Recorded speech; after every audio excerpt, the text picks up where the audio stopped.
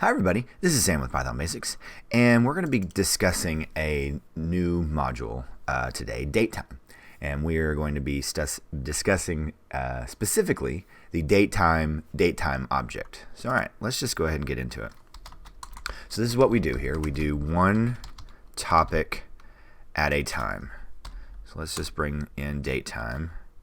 Look at dir, because this is going to be very relevant, especially with our pandas series.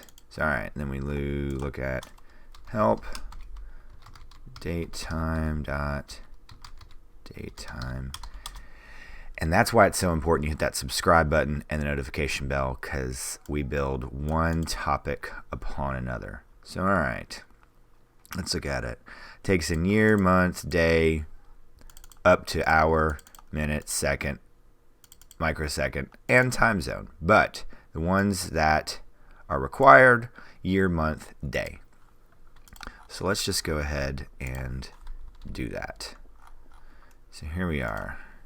So we go day equals date time dot date time, and we'll give it 2019 1 and 1.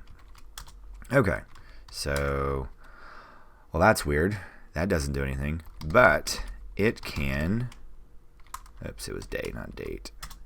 Aha.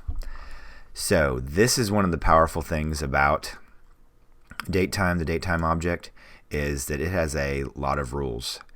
And next, Pandas knows how to interpret all of these. And I want to do a little bit of foreshadowing.